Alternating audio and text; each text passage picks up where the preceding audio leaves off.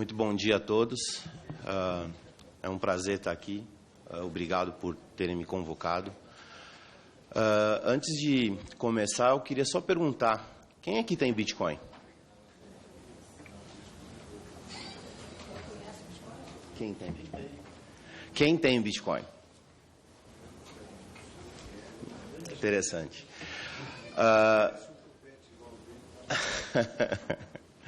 Bom, na verdade, foi bem interessante. Eles vieram te acompanhando? Não, bem interessante. Até para que eu possa começar a falar, existe um grupo de discussão no Facebook. Bom, na verdade, foi bem interessante. Eles vieram te acompanhando? Não, bem interessante. Até para que eu possa começar a falar, existe um grupo de discussão no Facebook, onde tem toda uma comunidade sobre Bitcoin. E como é uma audiência pública, pessoas constantemente consultam essa audiência, as audiências que acontecem. E foi, por um acaso, as pessoas ficaram sabendo e vieram até aqui. Tem um funcionário só da CoinBR aqui, a maioria porque está no negócio de Bitcoin. E tem bastante gente assistindo agora nesse momento. É uma comunidade que, ativos, eu acredito que deve ter pelo menos 5 mil usuários dentro do Brasil. Então, é uma comunidade pequena ainda, mas que já tem a voz. Então, eu acho que isso é bem importante. E é uma comunidade preocupada com o que vai acontecer com o futuro da tecnologia. Muita gente se pergunta, mas o que é o Bitcoin? É uma moeda? É um ativo? É um protocolo de transmissão? É uma tecnologia para eu registrar coisas? É uma tecnologia para fazer smart contracts ou contratos inteligentes? É algo que surgiu em 2008, basicamente dizendo, por um analista, um programador chamado Satoshi Nakamoto, que nunca revelou o que realmente ele é. Então, em 2010, mais ou menos, a gente teve a primeira transação de Bitcoin já conhecida, onde simplesmente alguém falou, olha, eu te dou 10 mil Bitcoins se você entregar as 2 pizzas na minha casa. Um sujeito lá da Inglaterra mandou entregar 2 pizzas lá nos Estados Unidos, ele recebeu 10 mil Bitcoins por isso. Eu acho que na história da humanidade são as 2 pizzas mais caras da face da Terra, porque elas custaram 3.350.000 ao preço de hoje. Então, foi usada como pura e simplesmente troca. Alguém deu 10 mil Bitcoins por 2 pizzas. E hoje vem sendo feito trocas e mais trocas por mercadorias, por serviços e em outras modalidades. Até mesmo agora, recentemente, as empresas de Bitcoin brasileira resolveram entrar numa campanha para ajudar o pessoal de Mariana, em Minas Gerais. Em um único dia, foi levantado já um caminhão de água, só com Bitcoin, diretamente com Bitcoin. Pessoas doando 1 centavo de real com Bitcoin. Então, doar com Bitcoin é muito fácil. Ou, por exemplo, talvez no futuro a gente vai ver algum prefeito, alguma campanha onde esse deputado, esse prefeito vai receber Bitcoin na doação. O mais legal é que todo mundo vai poder ver, todo mundo vai poder acompanhar, porque aquela conta que ele recebeu, aqueles Bitcoins, são públicas. E qualquer pessoa pode consultar. Se alguém quiser consultar depois o endereço para ver das doações para Mariana, está lá, o endereço é público, qualquer um pode consultar. Então, são maneiras muito fáceis, maneiras simples de usar, e o melhor de tudo, como eu falei, o Bitcoin a gente pode usar para fazer uma doação de R$1, de 1 centavo. Se eu quiser doar 1 centavo para uma instituição de caridade lá nas Filipinas, com o meu cartão de crédito, vai sair mais caro fazer a doação com cartão de crédito do que o valor em si, se é que o valor vai chegar. Então, é muito mais público, eu posso doar diretamente. A questão em si da tecnologia, se ela vai substituir o dinheiro, eu acredito que não, porque é apenas mais um meio, é apenas mais um método da gente poder executar, de poder fazer compras, de poder trocar mercadorias por serviço. Então, eu acho que vale muito a pena a gente entender o que a tecnologia vai acontecer, a evolução. O comparativo que eu posso fazer é se, por exemplo, lá no ano de 2000, a gente tentasse regulamentar a internet. Não tinha condições, a gente não sabia até onde a internet ia, a gente não sabia se os bancos iam usar a internet para acessar a conta bancária. Então, a gente teve que esperar o mercado se posicionar para dizer exatamente o que vai ser feito. A mesma coisa agora. Eu acho que vale muito a pena a gente estudar, a gente entender que é uma tecnologia nova que está chegando, que vai ajudar em N possibilidades, até mesmo no sistema financeiro. O Santander está estudando, o Barclays está estudando, a Absa na África do Sul está estudando, a gente está participando com a Investec, que é um banco sul-africano que também está estudando. Mas a tecnologia tem que ser estudada, ela tem que sim ser controlada. A gente não pode deixar uma tecnologia com potencial tão grande ficar aberto sem ter um controle. Qualquer tipo de tecnologia hoje em dia, no mundo que a gente vive, ela tem que ter um controle. A gente não pode deixar uma tecnologia dessa aberta. Então, eu acho que cabe todas as instituições que estão presentes, seja Banco Central, seja COAF, Receita Federal, FEBRABAN, todas as pessoas têm que participar e, principalmente, ajudar a dizer qual é o caminho que a gente tem que trilhar, que a gente tem que ir para poder fazer essa tecnologia entrar no dia a dia.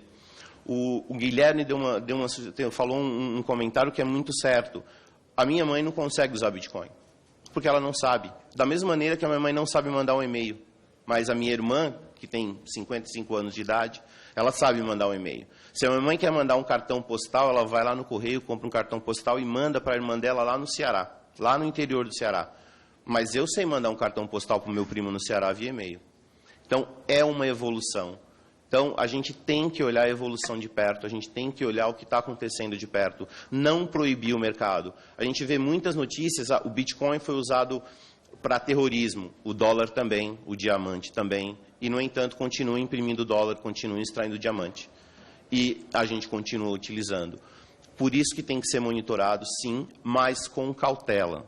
A gente tem que ouvir o que as empresas de Bitcoin têm a dizer. A gente tem que entender que hoje no Brasil, 90% dos Bitcoins são transacionados por empresas que têm CNPJ, que têm endereço físico, e que essas empresas, ninguém consegue comprar um Bitcoin, por exemplo, na CoinBR, ou na Foxbit, ou no mercado Bitcoin, ou na Bitcoin to You, sem apresentar o CPF, sem apresentar o RG, sem mandar um comprovante de residência. Então, as próprias empresas estão tendo a cautela de tomar a atitude correta. Muitas das empresas, no início, elas passaram a aceitar depósito. Eu garanto que nenhuma delas hoje aqui aceita depósito direto na boca do caixa, porque tem medo do que de enfrentar algum problema. Não, antes era aceitava boleto, não se aceita mais, justamente porque pode gerar um problema no futuro. Antes podia depósito em conta de terceiro, já não pode mais. Então, todas essas coisas estão sendo, esses cuidados estão sendo tomados por essas empresas. Essa semana, por intermédio da PagCoin, uma outra empresa também na área de Bitcoin, a gente resolveu fazer aí um acordo para a gente já começar a discutir uma blacklist, uma lista negra, de qualquer coisa suspeita, a gente criar um banco de dados entre nós. Nós já fazemos isso informalmente, nós queremos fazer isso formalmente agora. Então, nós que estamos do lado de cá... Não é melhor uma lista suspeita do que uma lista negra? Deputado Paulo Teixeira, vamos deixá-lo concluir. Excelência, não, o nome que o senhor quiser. Não há interrupção. Tá bom. Não há interrupção. Vossa Excelência pode concluir a sua fala. Do Paulo Teixeira, vamos deixá-lo concluir. Excelência, não, o nome que o senhor quiser. Não há interrupção. Tá bom. Não há interrupção. Vossa Excelência pode concluir a sua fala. Então, a gente... nós que estamos no mercado, nós temos a preocupação, sim. Para vocês terem uma ideia, hoje no mercado, eu não tenho problema de falar o nome de todas as empresas que estão aqui. A gente tem a CoinBR, temos o mercado Bitcoin, temos a Foxbit, Bitcoin to You, Negocie Coins. Essas 5 empresas são responsáveis por 90% do volume do Bitcoin no Brasil. Tá? Então, nós sabemos quem compra Bitcoin. Nós temos o CPF das pessoas que compram. Então, para nós é muito fácil dizer qual o caminho a seguir, mas a gente também tem que ouvir o lado de lá que estão esperando, como é que faz. Ou não passar por problemas como a minha empresa passou, o mercado Bitcoin passou, do banco dizer, olha, eu não gosto da tecnologia que você trabalha, nós vamos encerrar sua conta. Unilateralmente. Qual é o meu direito, então? Eu não posso ter uma conta bancária? Então, eu acho que esse tipo de coisa, por isso que a gente precisa ter um melhor caminho sendo trilhado. No quesito, algumas perguntas o Guilherme deixou falando, olha, da onde surgiu o Bitcoin? Muita gente pergunta isso. Hoje a CoinBR é a maior mineradora de Bitcoin da América Latina. Infelizmente, nós estamos no Paraguai, não no Brasil. E eu sou uma empresa brasileira. Nós temos escritórios na África do Sul, temos escritório na Costa Rica, mas a gente está no Paraguai. Por quê? Por conta do custo da energia elétrica. Eu estou a 6 quilômetros de Itaipu. Eu adoraria estar lá no Nordeste utilizando energia feita pelo vento, né? Alguém falou isso, mas enfim, ou energia solar. Mas eu não consigo, por quê? Por conta dos altos custos brasileiros. E eu tenho aqui no meu país vizinho. Então, a gente vê países já tratando o Bitcoin muito de uma maneira séria, de uma maneira correta. A gente recentemente teve o Santander estudando, a gente tem o Barclays estudando. A União Europeia diz que agora o Bitcoin é isento de VAT, do imposto deles. Então, já existe alguma coisa no mundo sendo falada. A gente só tem que olhar, escutar todos os lados e todos os âmbitos. Eu acho que esse é o principal. É claro que vão vir muitas outras perguntas pela frente, eu estou disposto a responder qualquer uma delas. E, mais uma vez, eu vim aqui para pedir ajuda e colaborar com o meu conhecimento. As empresas de Bitcoin não estão aí, não são a dona da verdade. A gente tem que ouvir quem são os legisladores desse país a dizer para a gente onde a gente tem que ir. Obrigada, Francisco. Nós teremos um momento já de debate. E eu queria convidar o Leandro agora para fazer a sua exposição. E quem sustenta essa rede, né, de movimentação do Bitcoin? Como fica esse sustento?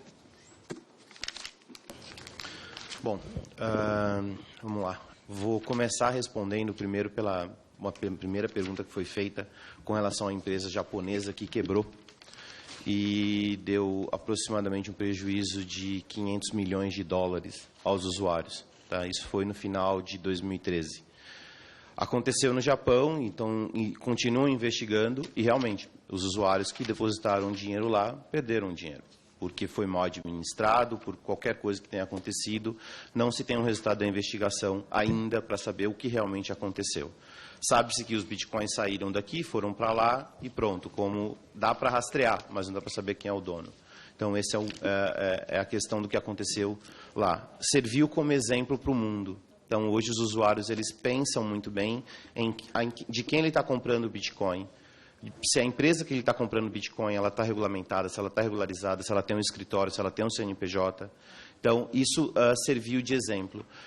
Aconteceu há um tempo atrás no Brasil com uma das empresas que houve uma discussão, ainda está na justiça, de que a pessoa que comprou os bitcoins perdeu dinheiro por uma questão de um esquema de investimento, mas está sendo discutido na justiça. Então, a gente tem elementos na justiça brasileira para proteger o usuário que queira comprar bitcoin.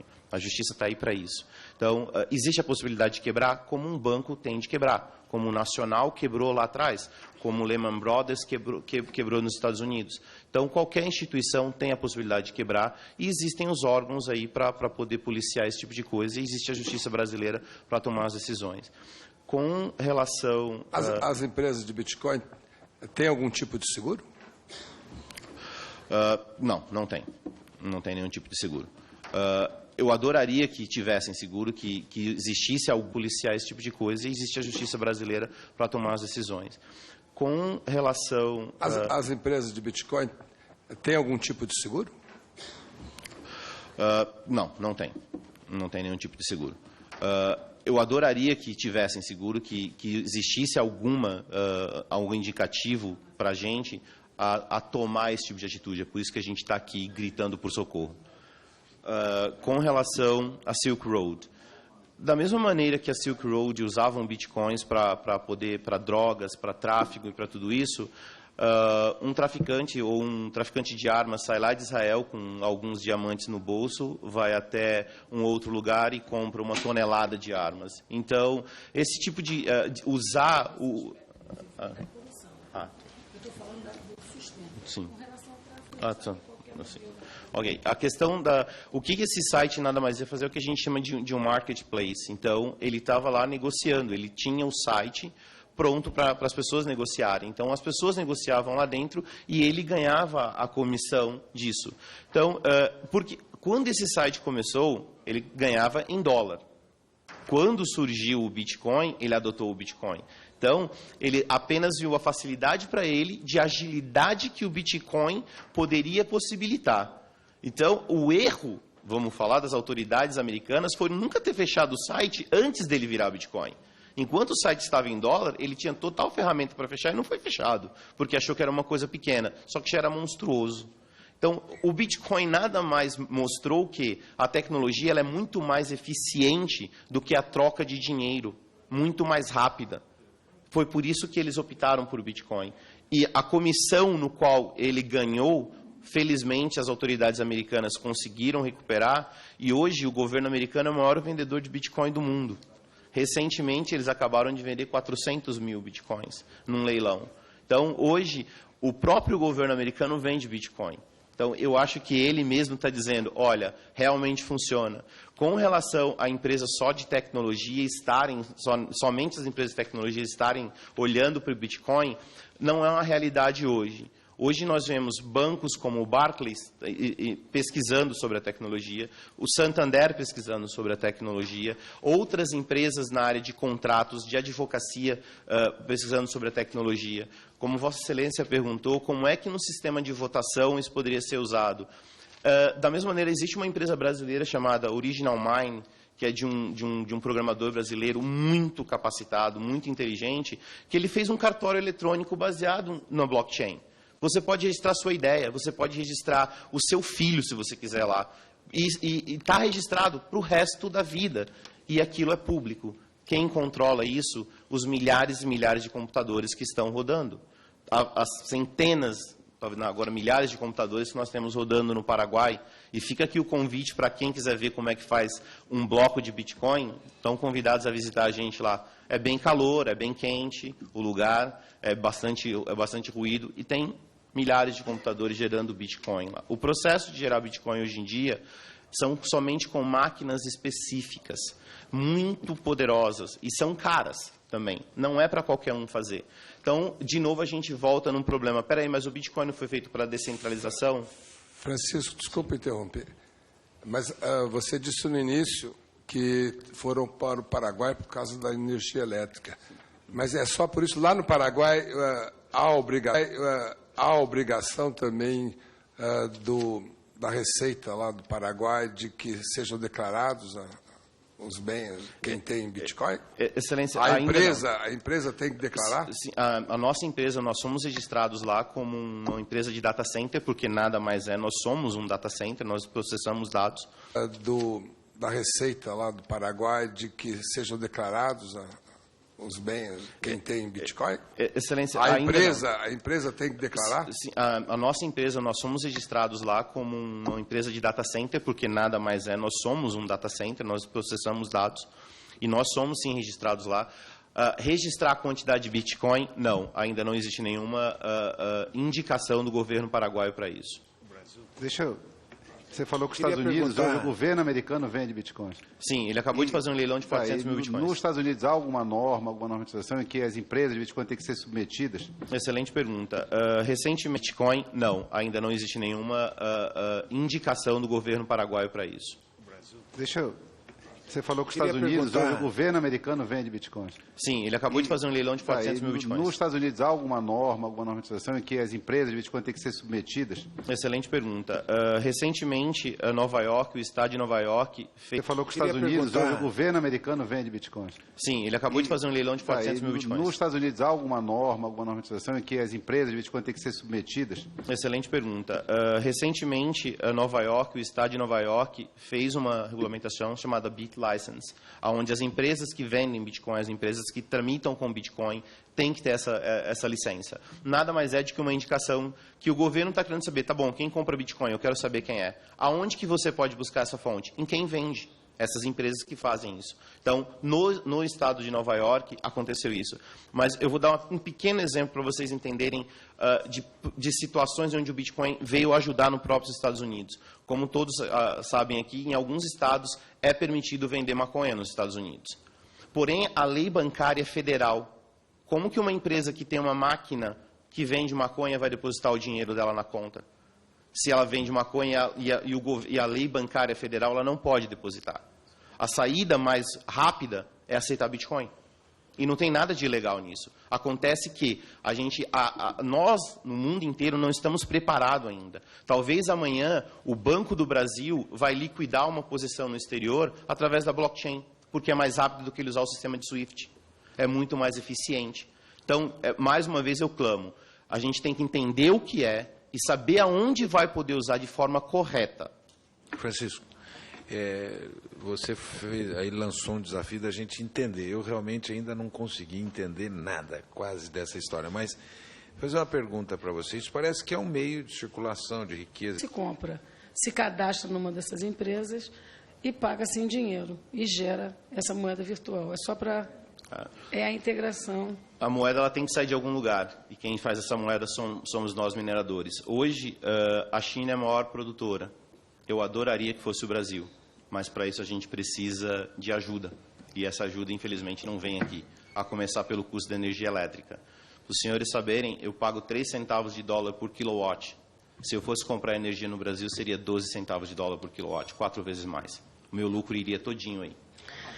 Bom, eu vou agradecer a cada um dos palestrantes.